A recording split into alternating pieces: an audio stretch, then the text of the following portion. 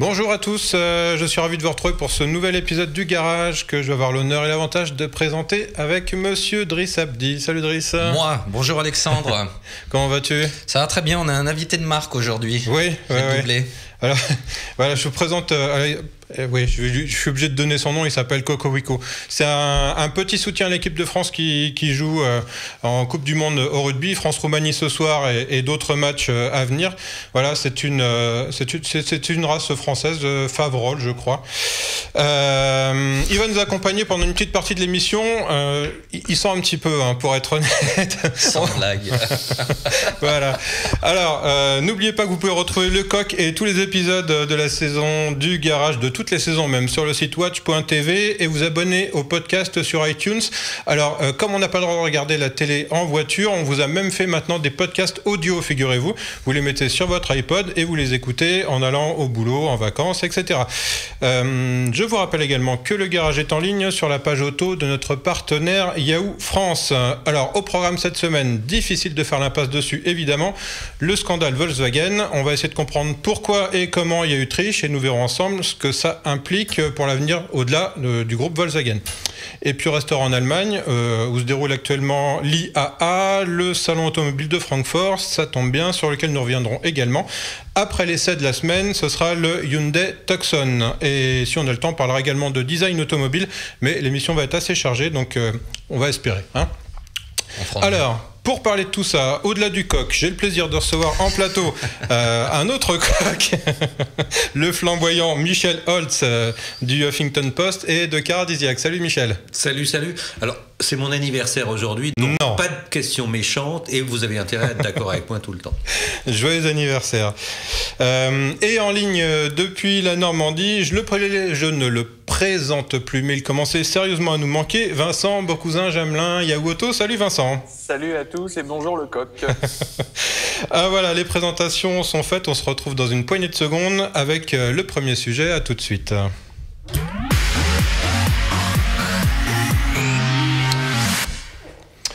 Alors, le contexte, le scandale Volkswagen, le contexte. Donc il y a quelques jours, l'EPA aux États-Unis a accusé Volkswagen ainsi que le CARB, qui est l'office qui s'occupe de la pollution en Californie, de tricher sur les résultats des émissions anti-pollution et plus précisément sur les émissions de NOx, qui est un gaz autrement plus polluant que le CO2. Michel, dans quel contexte on peut placer ça en ce moment aux États-Unis au niveau du diesel? C'est ça qui est important de savoir.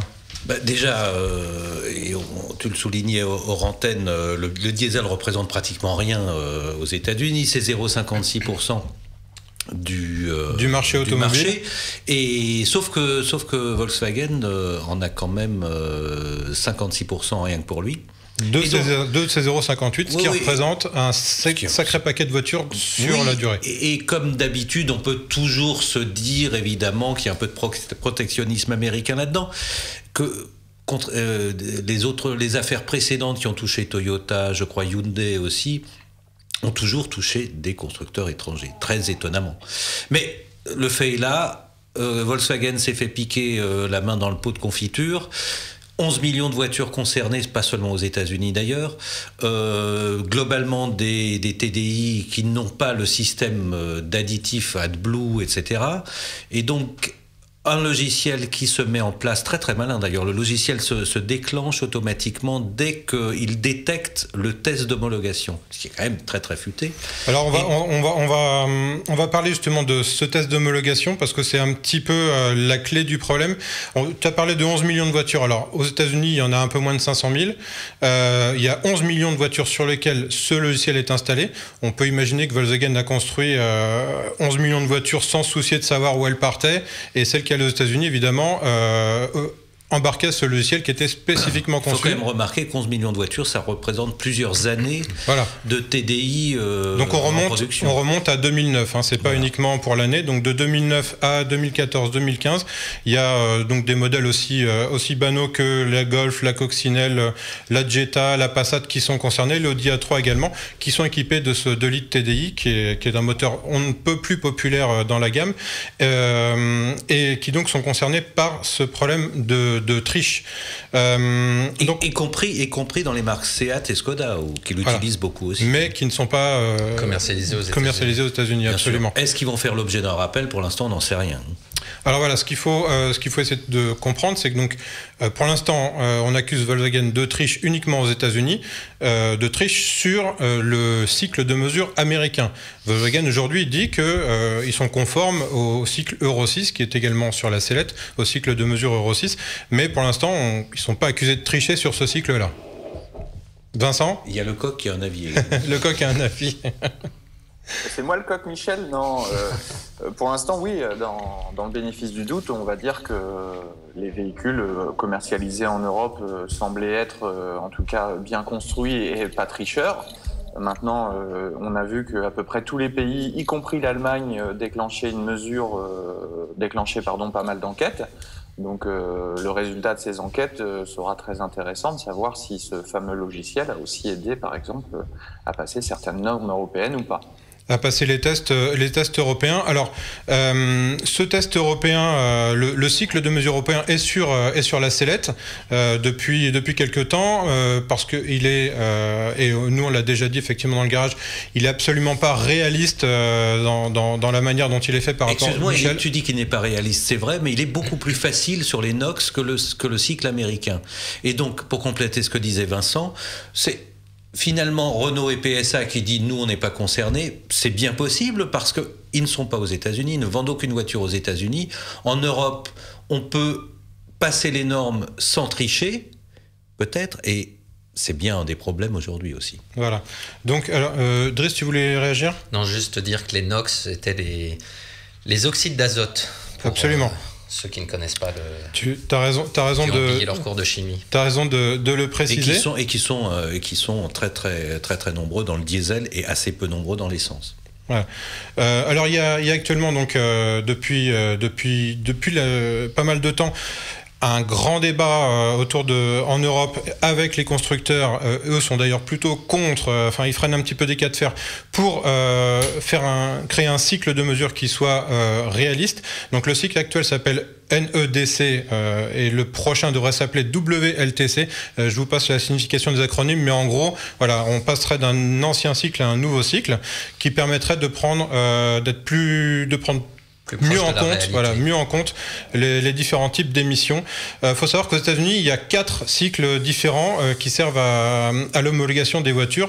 Il y a un cycle en ville, il y a un cycle de conduite rapide, il y a des cycles dans 4 conditions différentes, y compris avec des équipements type climatisation, ce qui n'est pas le cas en Europe. On mesure dans un labo climatisation éteinte, température constante, etc. Donc voilà, ça ne représente évidemment absolument pas les conditions d'utilisation normale d'une voiture. Le seul intérêt que ça, c'est que ce cycle est le même pour tout le monde. Néanmoins, ce que disent aujourd'hui les associations, c'est que globalement, tout le monde triche sur ce cycle. Triche sans tricher, parce que tout le monde respecte ces fameuses normes.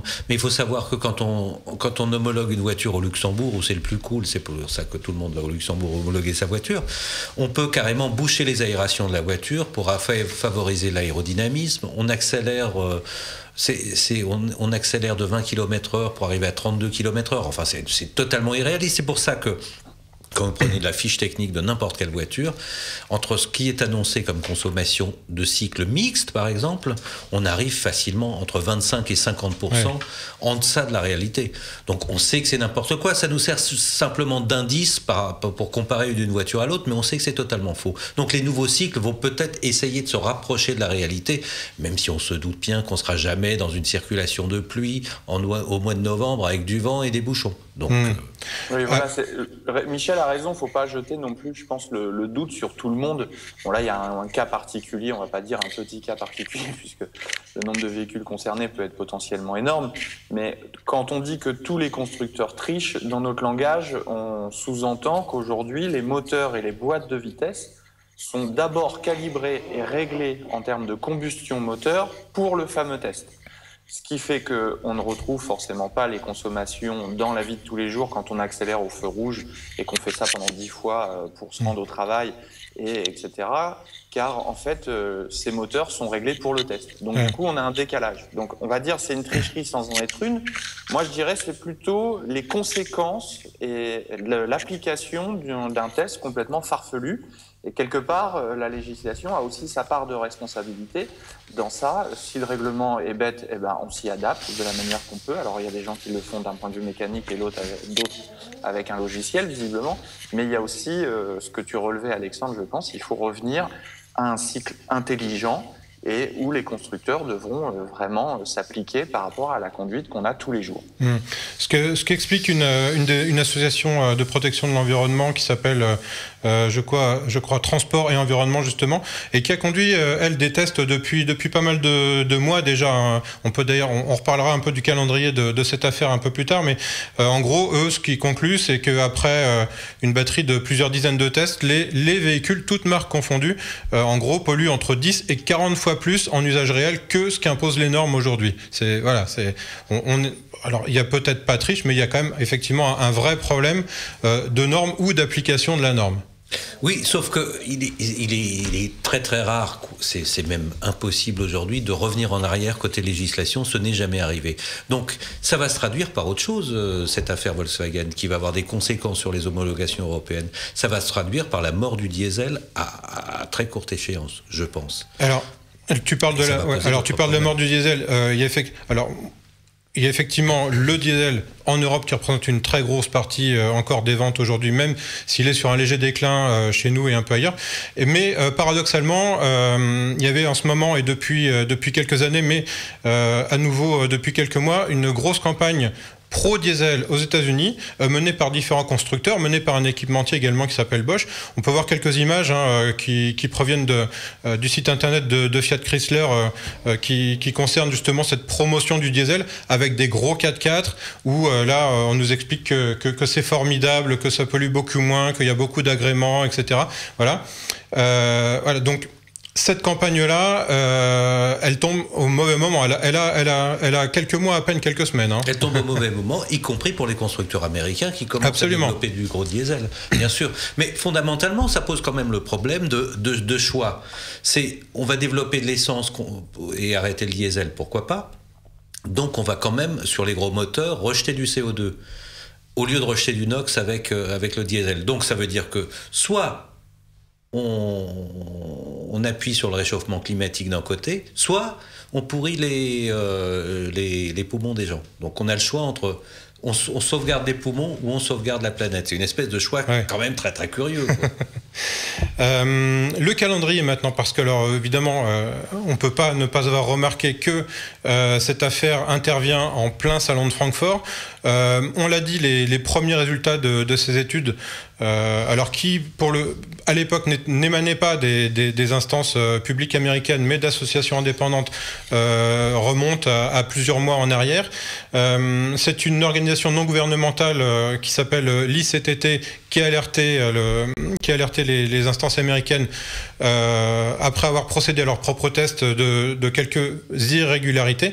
Et alors là sont partis les courriers officiels qui rigolent pas, il faut les lire, hein, c'est très sérieux. Donc en plein salon de Francfort, ça intervient également dans un contexte de crise de gouvernance chez Volkswagen assez important, puisque Ferdinand Pioche a démissionné du conseil de surveillance il y a quelques mois. Martin Winterkorn, qui est l'actuel PDG du groupe, était pressenti pour prendre sa place à la tête du conseil de surveillance. Lui-même devait être remplacé par le patron de Porsche à la tête du groupe VW. Est-ce que cette affaire va pas chambouler un petit peu ce calendrier idéal ? Ferdinand Piëch, qui est quand même l'héritier Porsche, et doit avoir un petit sourire quand même ce matin. D'autant plus que, selon la presse allemande, Winterkorn devrait démissionner en fin de semaine et remplacé par l'actuel patron de, je vous le donne en mille les garçons, Porsche. Matthias Müller donc. Voilà. Donc c'est quand même, oui, ça fait un petit peu, ça fait pas l'affaire de Ferdinand Pitch, mais c'est une petite revanche pour lui. Alors ce qu'il faut savoir également, c'est que l'actionnariat de VW c'est Dallas, hein, et Dallas même à côté c'est plutôt plus belle la vie. La famille Pitch et Porsche ont encore plus de 50% des droits de vote chez Volkswagen, donc il peut encore se passer beaucoup de choses au niveau de la gouvernance, et comme tu dis, et on doit avoir quelques petits sourires. On peut même se demander à quel point il pourrait ne pas être derrière tout ça, mais bon. Sauf que c'est aussi des gros actionnaires, et je vous rappelle quand même que Volkswagen, le groupe, dont ils détiennent pas mal d'actions, presque majoritaires, a dévissé depuis 2 jours de plus de 30%. Donc ils ont aussi perdu un peu d'argent. Ouais. Ils en ont perdu, mais ça rend l'action plus abordable. C'est vrai. Si on voulait en racheter d'autres. Ça représente quand même N'hésitez pas, 25... chers téléspectateurs. Ouais, peut-être pas encore. Hein. On va attendre.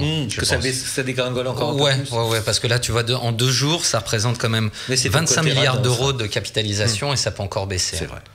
Alors il y a une chose aussi dont on n'a pas encore parlé et dont la presse en France n'a pas encore trop parlé, c'est la une du journal Die Welt aujourd'hui, qui est on va dire un gros journal de référence en Allemagne. Die Welt qui n'hésite pas et qui prétend que le gouvernement allemand savait depuis, alors j'ai essayé de lire le papier, mon allemand est pas très courant, mais depuis le 28 juillet dernier, ils avaient été alertés de ces possibles irrégularités, et que même au-delà du gouvernement, c'est même la Commission européenne qui était au courant de ce problème. Et donc voilà, alors le scandale ne fait que commencer, j'ai envie de dire. Mais peut-être pas, parce que le ministère des Transports allemand était au courant, qui a mis Angela au parfum aussi, qui a mis Bruxelles au parfum. Et donc, étant donné que tous les politiques savent depuis cet été, plutôt que de se faire accuser d'avoir couvert quelque chose, je pense qu'ils vont tendance à ne pas en faire des tonnes. Ségolène Royal a demandé une enquête, mais tout ça ne va peut-être pas aller si loin que ça, politiquement j'entends. Et que tout le monde va essayer de se calmer pour pas être mouillé soi-même. Parce que les Allemands demandent déjà la démission l'opposition allemande demande la démission du ministre des Transports. Et donc c'est aussi leur intérêt de calmer un peu le jeu. Et c'est vrai que ça s'est emballé quand même depuis 48 heures, d'une manière disproportionnée en plus. Vincent, on va parler un petit peu de la position des constructeurs français. On a l'impression ces derniers jours qu'ils fanfaronnaient un peu sur ce dossier. Est-ce qu'ils ont raison de fanfaronner ? C'est la revanche un petit peu, parce que Volkswagen représente quand même dans le monde automobile au moins le groupe comme étant l'ogre mondial un peu arrogant, puisqu'ils avaient d'ailleurs fixé des objectifs très entreprenants depuis quelques dizaines d'années, où ils avaient clairement fixé la place de numéro 1 mondial à conquérir devant Toyota, devant tout le monde. Ils y étaient arrivés, puisque depuis le début de l'année, on savait que Volkswagen était devenu officiellement premier constructeur mondial. Donc maintenant, c'est un peu la revanche des Français également, roi du diesel. PSA a toujours énormément communiqué là-dessus, Renault aussi. Renault d'ailleurs au salon de Francfort annonçait un hybride diesel pour 2017. Donc quelque part, la France s'enorgueillit un petit peu de ces joyaux technologiques diesel qui, eux, a priori, n'ont pas triché. Et donc, oui, ils ont un petit peu le droit de tirer la couverture à eux en disant que finalement, parfois, ils arrivaient à battre, d'ailleurs, en émissions et en consommation Volkswagen, visiblement avec une technologie légale, et que quand parfois ils se faisaient battre, eh bien finalement, ils ont de quoi avoir un petit sourire en disant notre concurrent, c'est un peu comme un boxeur qui se mettait des fers à cheval dans les gants de boxe. Quels sont, on va essayer d'en finir en étant le plus concret possible, quels sont les différents risques pour Volkswagen aux États-Unis et au-delà des États-Unis après cette affaire ? Moi, j'ai l'impression qu'au final, ils risquent pas grand-chose. Faut se rappeler les précédentes affaires, en tout cas américaines, concernant des constructeurs étrangers. Toyota avait connu un énorme rappel. Alors, certes, peut-être pas dans les mêmes proportions, que ce soit au niveau du nombre de véhicules ou de l'amende, mais en tout cas, ça n'a pas empêché Toyota de continuer à vendre des voitures dans le monde entier, à en vendre aux États-Unis et à défendre chèrement sa peau de premier constructeur mondial. Ce sont des groupes qui ont des finances et des moyens très importants. Volkswagen a d'ailleurs déjà annoncé qu'il provisionnait rien que sur ce trimestre 6 milliards d'euros pour pouvoir payer les amendes. En gros, ça va être on paye. Je pense même que ça va aller avant peut-être un pénal américain sur un accord avec le gouvernement pour effacer entre guillemets la dette et éviter de payer trop cher. Et puis après, ça va reprendre son cours de manière tout à fait normale. Et puis, j'ai envie de dire que quasiment dans 1 an, l'affaire sera déjà oubliée. Volkswagen sera reparti de plus belle. Alors, est-ce qu'il n'y a pas également un risque auprès des consommateurs américains? Alors, je ne parle pas de ceux qui n'ont pas encore acheté Volkswagen, qui éventuellement envisagent de le faire et puis qui vont dire bah non, c'est des tricheurs, je vais choisir une autre marque.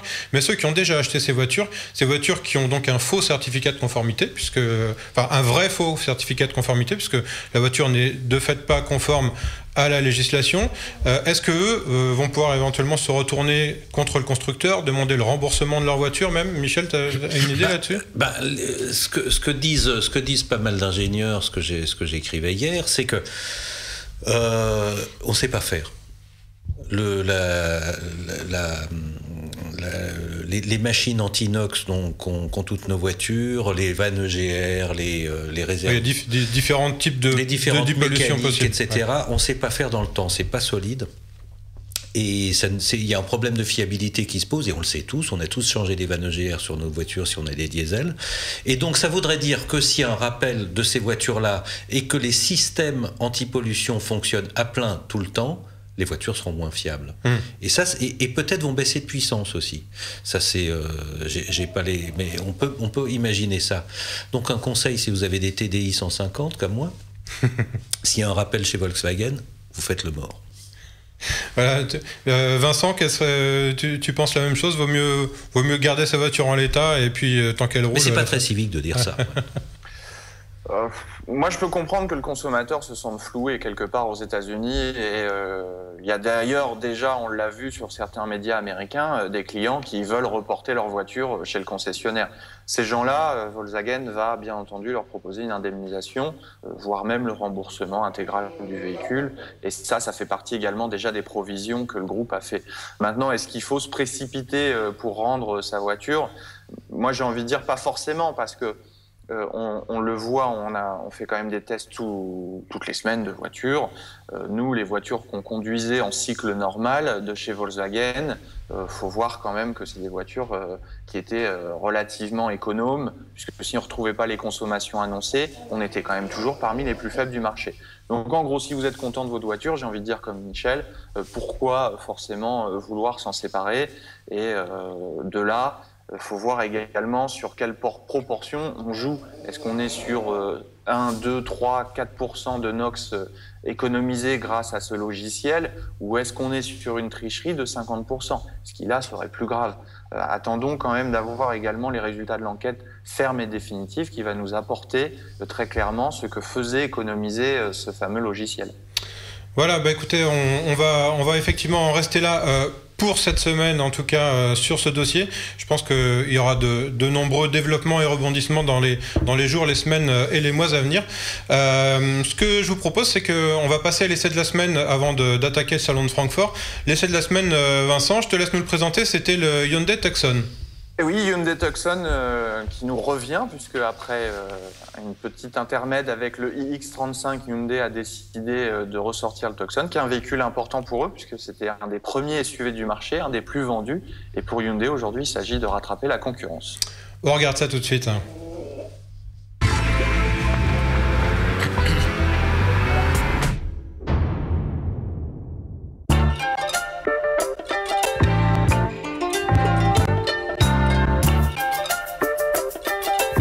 Au début des années 2000, on assiste à l'émergence de plusieurs genres nouveaux, que ce soit par exemple sur Internet avec l'arrivée des réseaux sociaux, mais également sur la route avec les 4x4 qui quittent de plus en plus les champs, la montagne, pour tenter de s'approprier justement le long ruban d'asphalte. Et dans ce genre du petit 4x4 qui veut tenter de rentrer de plus en plus dans les villes, Hyundai présentait son Tucson quasiment pionnier des SUV, mais avec le temps, la concurrence s'est affûtée, on l'a même perdu de vue, il avait changé de nom. Cette fois-ci, il nous revient et on va voir si le premier élève peut redevenir le premier de la classe. Selon les dernières études européennes, le premier critère pour l'achat d'un véhicule reste le design. Sur ce point, on peut dire que les Coréens ont mis le paquet. Le nouveau Tucson présente une silhouette dynamique au profil très marqué. L'avant reçoit une généreuse calandre avec effet 3D et des optiques à LED qui assurent la signature lumineuse. La poupe est toujours l'exercice le plus délicat, mais on peut dire que là aussi c'est une réussite. Sans être le plus long de la catégorie, le nouveau Tucson propose un espace à bord généreux grâce à une longueur de 4,47 m. Une sensation renforcée par la plus grande largeur de sa catégorie avec 1,89 m. Le coffre propose quant à lui 43 litres de plus par rapport à l'ancienne génération pour un total porté à 513 litres, c'est dans la bonne moyenne du segment. À l'intérieur, la présentation est moins spectaculaire mais bien travaillée pour l'ergonomie des occupants. On notera des ajustements et un montage soigné des plastiques, même si on regrettera un petit peu l'omniprésence de plastique dur. 4 adultes tiendront donc confortablement installés à son bord, surtout avec l'astucieuse banquette arrière inclinable. D'un point de vue équipement, le système multimédia à écran tactile 8 pouces n'est pas proposé de série.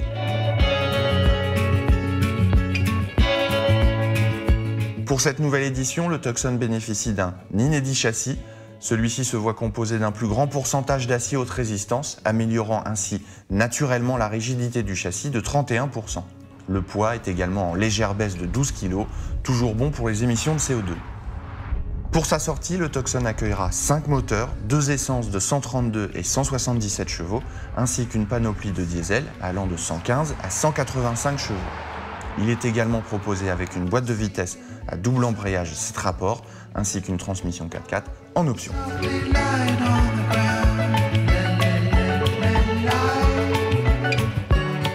Alors on se retrouve là sur le Tucson, c'est une grosse nouveauté quand même pour Hyundai, puisque si on fait un rapide rappel, le Tucson c'était quasiment le premier SUV un peu transgenre qui dérivait du 4x4 pour Hyundai, donc produit très important. Moi j'ai essayé la version 115 chevaux, en quelques points très rapides, ce que j'ai vraiment apprécié sur cette voiture c'est son châssis, sa direction.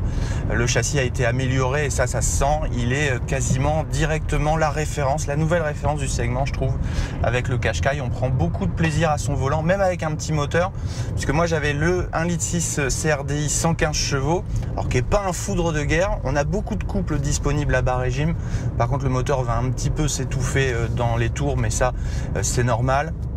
Du coup, on a quand même un moteur agréable à conduire pour la vie de tous les jours. Charger et tracter en vacances, ce sera peut-être un petit peu plus difficile. L'avantage, les consommations restent quand même à peu près normales.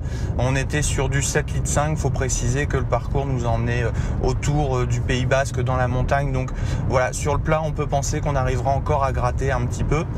Et le défaut que j'ai trouvé sur cette motorisation, mais ça c'est la même chose chez ses concurrents, quand on est un petit peu sur l'entrée de gamme diesel, on a des moteurs qui restent toujours un petit peu sonores, bruyants dans l'habitacle. C'est dommage, ça mériterait un petit peu plus d'isolant et on aurait une voiture très agréable. Alors moi j'ai essayé 2 versions, la version essence haut de gamme qui est un 1,6 litre turbo 177 chevaux et j'ai commencé à prendre en main également le diesel 2 litres de 136 chevaux. Alors clairement ces deux moteurs sont très différents. Alors déjà le moteur essence je l'ai essayé avec la nouvelle boîte à double embrayage qui est une boîte qui est finalement assez agréable, 7 rapports, peut-être un petit peu lente par rapport à ce qu'on connaît de certaines références allemandes notamment. Maintenant ce qu'on remarque c'est que la tendance est justement à ralentir les temps de passage de ces boîtes pour les fiabiliser. Donc là, on est vraiment dans quelque chose qui est tout à fait au niveau de ce point de vue-là. Le moteur essence est clairement moins sonore que les diesels. Hein. Là-dessus, il n'y a pas de doute. Il est très agréable. Ça rend la voiture également un petit peu plus légère, donc avec un comportement peut-être un petit peu plus dynamique. Le moteur diesel 136 chevaux, pour le coup, est très coupleux, très agréable. Il a une plage d'exploitation qui est assez vaste.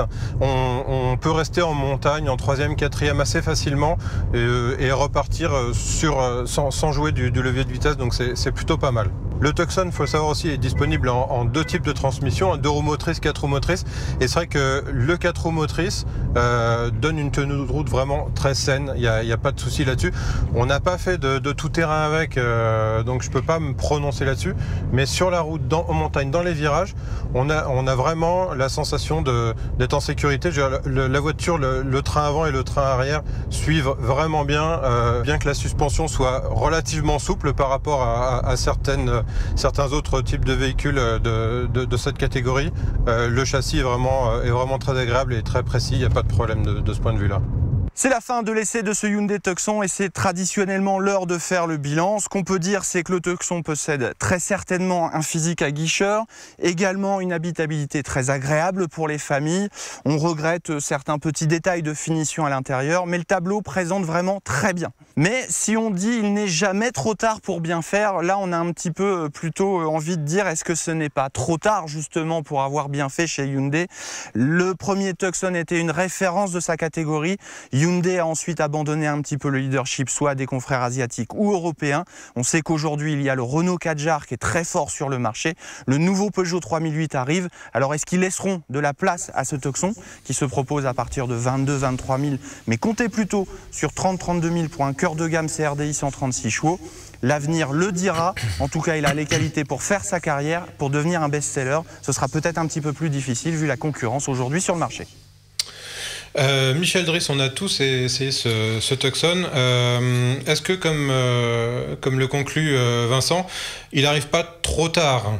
Oui, il arrive bien trop tard parce que il y a quand même une espèce d'habitude chez pas mal de constructeurs qui est plutôt dommageable. C'est on change le nom de l'auto, on change le style de fond en comble. Alors que ces constructeurs ont quand même... on revient à l'exemple allemand, celui de Volkswagen. Pour faire durer un succès, on ne change pas trop ce qu'ils gagnent. Quand on prend la Golf, elle ne change pas. Quand on prend la Passat, elle change très très peu, etc. Et chez Hyundai, on change de nom, on revient aux origines parce qu'on avait inventé le genre, ce qui est vrai, qu'on avait perdu le leadership, ce qui est vrai. Donc on essaie de le retrouver en changeant tout le nom, etc. Donc les gens sont un peu paumés. Cette voiture, elle est jolie, si tant est qu'un SUV peut être jolie. Elle est pas parfaite, mais elle est vraiment dans la plaque des modèles actuels. Moi, mais je pour pense se retrouver dans la shortlist d'un client de SUV compact aujourd'hui, c'est beaucoup plus compliqué que ça. Et Hyundai, le problème de Hyundai et de ce Tucson, c'est qu'elle a peu de chance d'y être dans cette shortlist, où il y a, Vincent l'a rappelé, bientôt 3008, et toujours 3008, et bientôt le nouveau. Il y a Renault Kadjar, il y a Nissan Qashqai, il n'y a que du lourd. Et donc, pour se retrouver parmi ceux-là, ça va être très très difficile pour Hyundai, qui peut même plus compter, vu que les Coréens leur ont dit faut passer premium, donc vous allez monter vos tarifs, qui ne peut même plus compter sur ces tarifs qui avaient fait leur succès en France. Bon, les tarifs sont pas non plus. Ils sont dans la plaque, voilà, ils sont pas moins chers que les autres. Tout à fait. Ça reste quand même raisonnable un niveau tarif, surtout quand on voit le niveau d'équipement de la voiture. On a pas mal de technologies qui sont intégrées de série. Et effectivement, moi je trouvais que quand on parlait de design, qui est le premier critère au moment d'acheter une voiture, pour le coup, les Coréens, contrairement à leurs cousins japonais, je pense qu'ils ne sont pas ratés là sur celui-là. Après, il va y avoir effectivement comment s'imposer face à des concurrents qui... Tu dis que les Japonais sont ratés, mais Nissan Qashqai est le plus vendu. Donc moi j'aimerais bien me rater comme ça. C'est une question de point de vue. Moi je parlais de se rater en termes de design. Ah oui. Non, parce qu'après, bon, les goûts et les couleurs... Tu parles en esthète et non en économiste.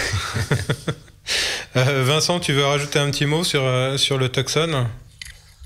Écoute, je pense que tout a été dit, et puis surtout l'inconvénient pour Hyundai, c'est qu'ils n'ont pas la force de frappe comme peut l'avoir Volkswagen ou Renault en termes de réseau de concessionnaires, de budget de communication, etc. Là, ils ont fait une campagne pub un peu télé, mais ils vont très vite disparaître des écrans. C'est ça aussi qui compte, parce que Renault y est arrivé parmi les derniers, mais a dépensé le plus d'argent. Donc c'était facile parce que finalement, ils reprenaient la base du Qashqai qui leur a pas coûté très cher à développer. Donc du coup, ils ont pu tout mettre dans la com et ça a marché parce que du Kadjar on en voit partout dans la rue. Le Tucson, si tu veux en avoir partout dans la rue, il va falloir dépenser beaucoup d'argent, je pense, en budget com pour dire justement, comme le suggérait Michel, tendre à l'oreille des clients le nom Hyundai. Et il a un autre ennemi de l'intérieur qui arrive, on l'a vu à Francfort. On va en parler justement dans la demi-heure qui suit, ouais, tout à fait. Donc oui, tu disais qu'il s'appelle, parce que je t'ai coupé, on n'a pas entendu, du coup. Non, qui s'appelle le Kia Sportage, voilà. Qui va aussi lui tirer dans les pattes. D'ailleurs, à un moment donné, il va peut-être falloir que Hyundai et Kia décident en Europe soit de faire une fusion, soit d'arrêter de se tirer tout le temps dans les pattes comme ça. Parce que... c'est intéressant ce que tu dis, parce que Kia et Hyundai, et Michel en parlait en filigrane avec cette volonté un petit peu de premium pour Hyundai, c'est qu'ils se présentent pas sur le même segment. Kia est censé être un petit peu, on va dire, le Skoda de Volkswagen. Oui. Et puis c'est quand même très très compliqué. J'aimerais pas du tout être à la place des gens du marketing Hyundai en Europe, parce qu'on leur a dit, avec les mêmes produits, vous allez faire des autos premium. Vous allez vendre des autos premium. Ce qui est quand même un casse-tête. À des prix supérieurs à Kia, avec les mêmes produits. C'est quand même très très compliqué pour eux. Alors il y avait une petite particularité pour conclure sur Kia Hyundai sur le marché français, où Kia était devant Hyundai, on va dire historiquement, et il semblerait que d'après les derniers chiffres publiés par le comité des constructeurs automobiles français, que la tendance s'inverse. On va voir si ce Tucson pourra maintenir cette nouvelle tendance chez Kia et chez Hyundai en France. Vous savez qu'on était très tendu par rapport à cette position inversée par rapport au reste du monde. Leur objectif annuel, pour être exact, pour être très précis sur le Tucson, c'est 7 à 10 000 véhicules. En France. En France. Bien, on va marquer une petite pause et puis on va s'intéresser à l'IAA, le salon de Francfort.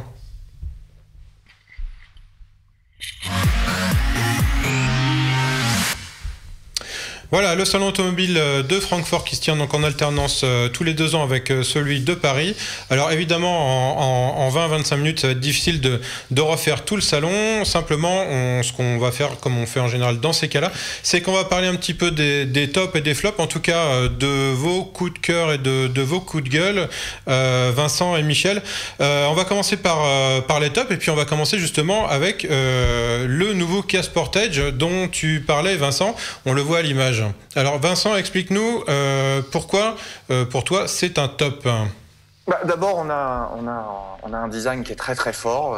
Il a une belle présence. Là, l'image grise lui rend pas forcément grâce, mais sur le modèle qui était exposé au salon, on avait du rouge. Oui, du rouge, qui donnait vraiment une belle voiture. Ça l'italianisait un petit peu, ouais. Voilà, moi il m'a donné un peu l'impression d'être un Porsche Macan coréen, parce que on connaît la réussite stylistique du Porsche Macan, et d'ailleurs avec discussion des designers, ils ne renient pas cette filiation, hein. Ils ont dit qu'ils avaient regardé ce qui se faisait de plus joli sur le marché, ce qui se vendait le plus, et que le Porsche Macan avait été également parmi les sources d'inspiration possibles. Deuxième point, la qualité de finition à bord. C'est paradoxal. Moi, j'aime bien un petit peu quand on a des touchés un peu soft sur les tableaux de bord, les contre-portières, etc. C'est ce qu'on a dans le Sportage et ce qu'on n'a pas dans le Hyundai Tucson, alors que le Tucson est censé être plus premium. Il y a vraiment un intérieur qui est plus sympa, je trouve, dans ce Kia. Et ensuite, niveau prix, etc. La garantie toujours de 7 ans des modèles Kia. Tout ça fait que c'est vraiment, je pense, une bonne voiture. Et pour le coup, ce sera peut-être plus celui-là l'épouvantail face aux Français. Michel ? Vincent a raison de le souligner. Du moins, le modèle vu sur le salon apparaît plus premium que le Tucson. Alors, le problème qu'il a, c'est que la ligne, effectivement, est très jolie, parce qu'inspirée de Macan, parce que très très bien dessiné le profil. Le souci, c'est que pour moi, c'est cette face avant avec la fameuse calandre, le Tiger Nose, n'a pas grand-chose, le Tiger Nose, comme vous dites, n'a pas grand-chose à faire là-dedans. J'ai l'impression que c'est totalement décalé par rapport au reste de la ligne. Sinon, c'est très, très on va pas leur reprocher de ne pas avoir fait un single frame comme font beaucoup quand même. La tendance actuellement, c'est d'avoir une énorme calandre, ouais. Et là on a quelque chose de c'est plus vrai, petit. C'est vrai. Et alors, sauf chez Renault, on a une espèce de slip noir que nous a dessiné Laurens von den Acker sur toutes les voitures, qu'il a plaqué sur toutes les voitures, un peu moins maintenant sur la nouvelle Mégane dont on va parler également. Absolument. Tiens, on va rester dans voilà. Bon. On a lancé la Mégane, donc on va parler de la Mégane puisque on est là. Toi, Vincent, quand on prépare l'émission, tu me disais au-delà de la Mégane, qui était un des choix de Michel au niveau des tops, ce que tu voulais souligner à Francfort, c'était, je te cite dans le texte, le panache de Renault. Explique-nous ça. Alors moi je trouve que l'offensive de Renault en terre allemande elle est formidable parce que aller présenter deux produits comme d'abord Mégane face à la Golf qui est l'épouvantail de la catégorie en Europe, ensuite le break Renault Talisman qui est aussi le dérivé de la berline Talisman qui faisait d'ailleurs également sa première apparition publique à Francfort sur les terres de la Passat. Souvent on dit les Français ils suivent un peu la tendance, la tête baissée, en n'osant pas aller botter les fesses de Volkswagen. Là, on a un constructeur qui nous a dévoilé un plan produit qui est quand même plutôt impressionnant sur les terres allemandes, ce qui est osé, parce que d'habitude, ils ont tendance à dire on va pas trop vous embêter pendant votre grande fête, on attendra le salon de Paris pour présenter nos voitures. Là, moi, je dis bravo Renault. Et la Mégane fait partie du top 5 du salon en tant que meilleure voiture du série sur Yahoo Auto. Et donc, je rejoins tout à fait l'avis de Michel sur la qualité de ce produit. Alors Michel, explique-nous toi, pourquoi tu as choisi la Mégane particulièrement. Juste une parenthèse pour revenir à ce que disait Vincent sur le plan produit. Mais ce plan produit étonnant cette année, il est comme ça depuis le renouvellement de Clio. Aujourd'hui, toute la gamme est totalement renouvelée. Et si Renault est un cauchemar pour quelqu'un, c'est surtout pour PSA, qui pour d'autres raisons, et notamment financières, n'a pas pu renouveler ses produits à cette vitesse-là. Mais moi, je me rappelle d'avoir donné et d'avoir fait un papier en disant Carlos Ghosn enterre Renault il y a 3 ou 4 ans avant le lancement de Clio. Mais c'est pas à cause de moi qu'il a fait tout ça. Mais c'est étonnant la vitesse à laquelle tous les produits et toute la gamme a été renouvelée en 3 ans. Ouais. C'est vraiment étonnant. Pour revenir à la Mégane elle-même, c'est même pas dans le design qui est très très étonnant, parce qu'il est finalement, c'est beauf, une Mégane, cette nouvelle Mégane, beauf. C'est beauf ou c'est bof? C'est bof. Et c'est aussi, ça ressemble pas à grand chose, comme une 308 finalement ne ressemble pas à grand chose, comme une Golf finalement ne ressemble pas à grand chose. Finalement, ce segment des compacts, c'est peut-être le segment où on s'autorise maintenant le moins de fantaisie, parce que ça s'adresse quand même à un public de seniors globalement, ou d'entreprises.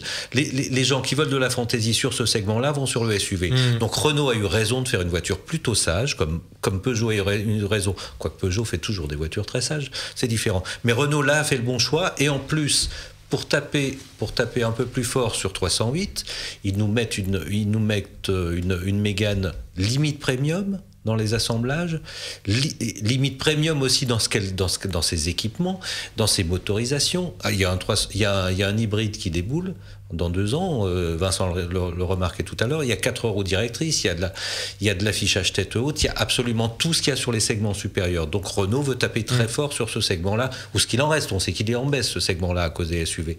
Mais il veut taper très fort sur les entreprises et sur ces fameux seniors qu'il essaye de choper avec cette ligne plutôt sage.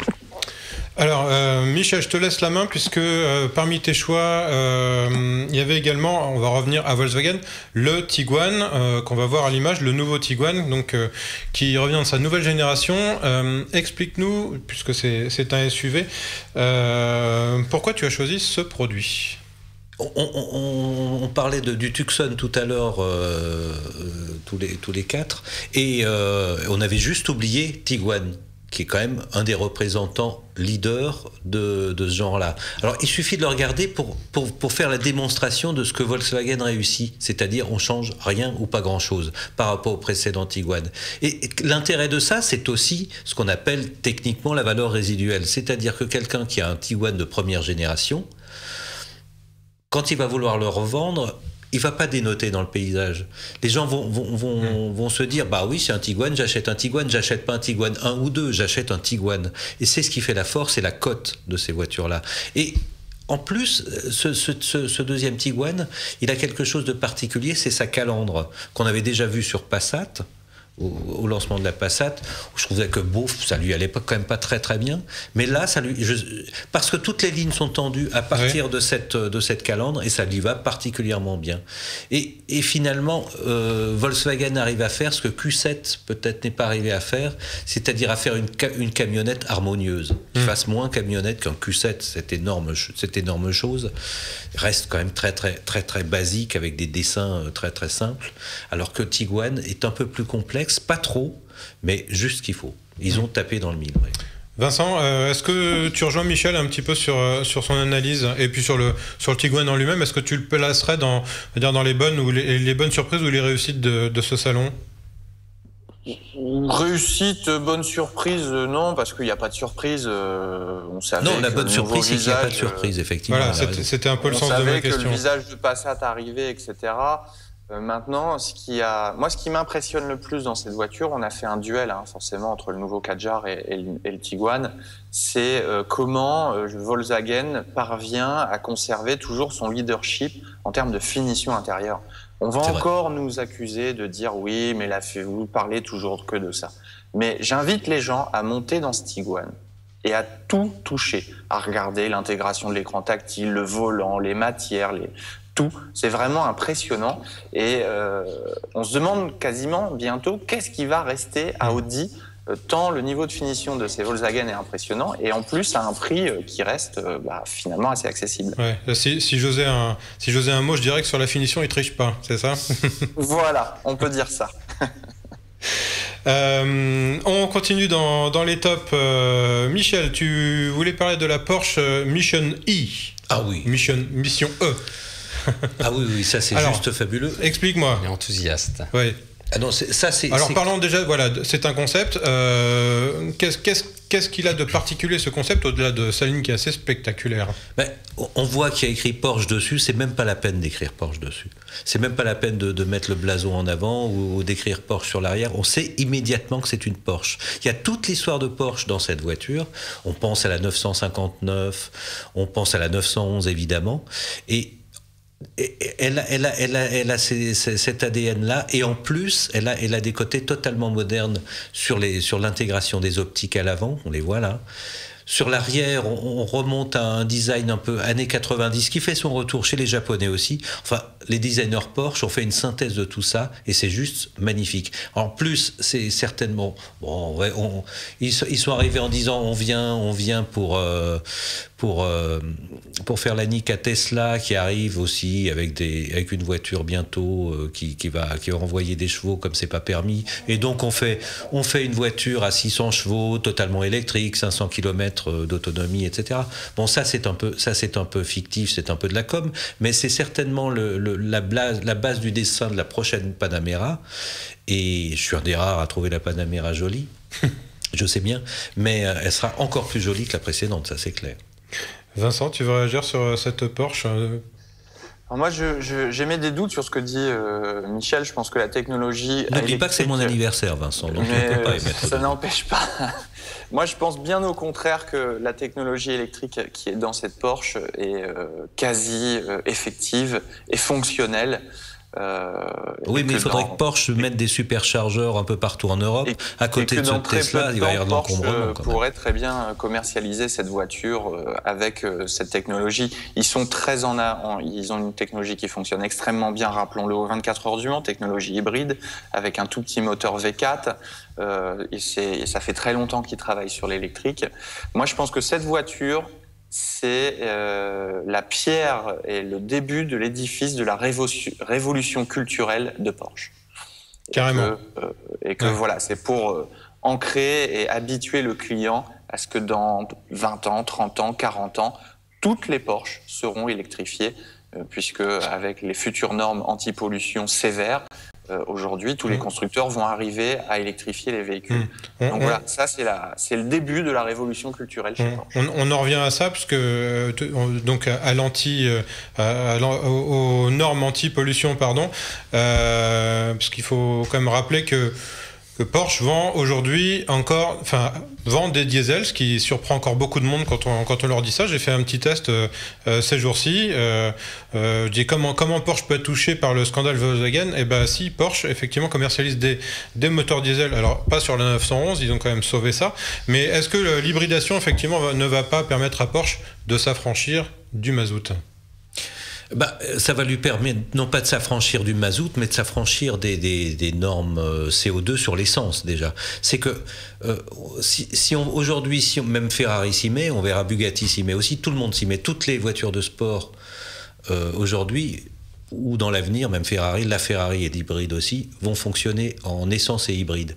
Pour avoir un gain en puissance, c'est-à-dire qu'on utilise finalement l'électrique comme du turbo, mais ça fait aussi un gain en CO2, bien sûr. C'est trompé, rappelons que, à la base c'était 2020, mais a priori on serait sur un report à 2025. dans de nombreux pays européens ou même l'État de Californie, un constructeur aura le droit de vendre ses voitures si l'ensemble de sa gamme n'émet pas plus de 99 grammes de CO2 au kilomètre. Et ça, c'est un objectif quand même colossal quand tu t'appelles Porsche et que tu as que des voitures de sport hyper performantes. Pour ramener à 99 grammes, il y a encore un peu de travail. Alors on va rester dans l'exclusif et même dans l'ultra exclusif avec le dernier top de ce salon. Vincent, il est à toi. C'est la Rolls-Royce Dawn. Alors là, on est encore dans une mesure au-dessus. J'ai envie de dire pas dans la démesure parce que c'est très concret, mais quand même on est encore au-dessus de tout ce qu'on a vu jusqu'à maintenant. Oui, moi je suis toujours dans un espèce d'esprit de conservatisme. Cette voiture, c'est toujours un rappel aux belles carrosseries, aux époques un peu de l'âge des voitures avions voisins, les grandes françaises. C'est ce grand carrosse roulant qui te dit que tu vas voyager avec ta voiture, tu vas faire plein de choses, et puis tu vas arriver à destination frais et disponible. Alors on la voit cette voiture, c'est l'évocation pour moi de toute la passion automobile, de ce que tu peux faire avec une voiture, voyager, cheveux au vent, le nez au soleil, à regarder le paysage. C'est au-delà peut-être de l'image Rolls-Royce. On a la chance d'avoir, je pense, quasiment tous pu essayer ces voitures. Il faut quand même garder à l'esprit que quand on est dans ces voitures, on passe un moment incroyable parce que voilà, c'est une invitation au voyage. Et comme pour moi, la voiture fera toujours rêver, eh bien ça, c'est du rêve. Ça fait partie du rêve. Michel, Ah non, mais là où Vincent a raison, c'est quand il dit que c'est très très agréable à conduire, malgré tout, malgré que ça fait ça pèse le poids de 12 ânes morts, etc. Ça reste très très agréable à conduire. Cela étant, cette voiture-là qu'on vient de voir, on aurait pu faire exactement la même réflexion il y a 5 ans, il y a 10 ans, il y a 15 ans. C'est à peu près la même ligne, la même voiture, rien ne bouge chez Rolls. Et ouais, c'est un peu le Claire Chazal, si vous voulez, de l'automobile. C'est-à-dire, attention, on était habitué pendant 24 ans à nos dimanches soirs avec elle, et on était habitué à cette ligne qui ne bouge pas, qui est totalement intemporelle chez Rolls. Après, c'est pas la plus belle voiture du monde, ce n'est pas la meilleure voiture du monde non plus, mais il y a un truc intemporel dedans, bien sûr. Ouais. C'est vrai que c'est confort hein, conduire. J'ai eu la chance d'en conduire une. Par contre, quand vous dites que c'est super, en ville, on va éviter quand même. C'est gros. Mais c'est pas ça qui l'a conduit, normalement. Ouais, et puis c'est pas très fiable, et puis il y a plein de défauts. Moi, j'ai même réussi à casser un clignotant en ville avec une voiture comme ça, et donc évidemment, il s'affole un peu chez Porsche quand on met le clignotant qui casse. Chez Rolls. Chez Porsche, ça ne casse pas, monsieur. Chez Rolls, oui. Alors maintenant on va attaquer vos flops, messieurs. Alors il y en a un qui a fait consensus, vous allez m'expliquer pourquoi. C'est la nouvelle Suzuki Baleno. On la voit à l'image. Qui veut commencer? Michel. Je veux bien, oui. Consensus, c'est normal qu'elle fasse consensus, cette pauvre Baleno, à cause de son nom déjà. Alors déjà, elle hérite d'un nom qui existait déjà chez Suzuki, qui était pas spécialement une bonne voiture, l'ancienne Baleno. Alors la première Baleno, moi je m'en rappelle, je suis un peu le père Fouras de l'automobile, je m'en rappelle bien, elle était pas laide du tout. Alors, mais elle ressemblait pas du tout à ça. Non, c'était une espèce de petit break plutôt rigolo, qui tenait pas du tout par terre, donc à 30 à l'heure, je me souviens que c'est effectivement ce qu'on reprochait à cette voiture à l'époque, c'était donc celle-là, je pense qu'elle est très bien, qu'elle tiendra très bien la route, que mécaniquement ça sera au point. Il y a son nom, Baleno, pour une compacte, c'est pas possible. Et puis sa ligne, elle est même pas moche, elle est même pas belle, et elle va passer totalement inaperçue, cette pauvre Baleno. Et qui va acheter une Baleno? Le concessionnaire va en prendre une en démonstration, les voisins du concessionnaire vont peut-être en acheter une parce qu'il va leur faire des conditions pas possibles, mais sinon, qui aujourd'hui va penser à acheter une Baleno? C'est juste. Ouais. Vincent, ton avis sur cette Baleno que tu as classée, donc je rappelle également dans les flops. Oui, nous on a dit que c'était le plus gros raté. Et je suis pas d'accord une nouvelle fois avec Michel, c'est que là les petites vidéos qu'on a vues, on a presque l'impression que la voiture est bien dessinée, mais faut la voir en vrai. Quand on voit la voiture mais en vrai, j'émettais un jugement totalement objectif, et il y a des voitures très très laides qui se vendent très très bien, c'est pour ça. Oui, ça c'est sûr. On a vu des Fiat Multiplace vendre. Mais non, la Baleno en vrai, elle est beaucoup moins jolie qu'en image là, roulante et numérisation. Et voilà, c'est pas possible. T'es un petit constructeur, tu as de l'ambition, tu veux faire quelque chose, fais-toi remarquer avec un truc complètement dingue. C'est un peu ce que Toyota avait fait pour lancer sa Prius. On critique toujours le physique de la Prius, mais néanmoins, ça avait fait parler de la voiture. Et voilà. Donc, comment tu peux prétendre vouloir vendre des voitures si tu pars de très loin et qu'en plus tu fais un truc très basique, voire un peu moche. Moi j'ai envie de rajouter pour finir sur Suzuki, que c'est un petit peu dommage parce qu'ils avaient présenté des jolis concepts de SUV à Genève. Moi personnellement je m'attendais à ce qu'on envoie quasiment une version finie à Francfort. On peut espérer que ce soit pour Genève prochain. Alors, on parlait de Rolls-Royce dans les tops. Dans les flops, Michel, toi, t'as mis la nouvelle Bentley, la Bentayga. Ouais, Bentayga ou Bentayga. Bentayga, oui, voilà. Ouais. Alors, voilà, on parlait de camionnette tout à l'heure pour l'Audi Q7. Ça, c'est une Audi Q7 encore plus laid qu'une Audi Q7, si Dieu c'est possible. Et là, on a une espèce de boursouflure terrible où on reprend un avant de Bentley et une poupe qui ressemble pas à grand chose quand même. Non, c'est particulièrement laid et c'est gigantesque. Alors, à l'intérieur, il y a quand même quelque chose que Vincent, qui est amateur de montres, va beaucoup aimer, c'est qu'il y a une option avec un tourbillon fabriqué par Breitling, je crois, tu m'arrêtes Vincent si je me trompe, qui doit être aux alentours de 150 000 €. Alors 150 000 €, je ne connais pas les montres, mais jamais dans une Breitling je mettrais 150 €. 150 000 €. 150 €, c'est sûr. Mais, donc oui, c'est une espèce de... Ah oui, on peut rouler à 300 km/h avec un SUV, la belle affaire. La belle affaire. Je vois pas du tout l'intérêt de ça. Tu rouleras pas longtemps à 300 km/h parce que je pense que les pneus tiendront pas longtemps vu le poids du bestiau. Oui. Non, mais on peut raconter une anecdote sur ce produit. On l'a vu au salon de Francfort. Il a été très difficile à filmer en live parce que il y avait tous les clients potentiels de Bentley qui étaient là prêts éventuellement à signer le chèque. Et je veux dire, c'était de la caricature de ce qu'on voit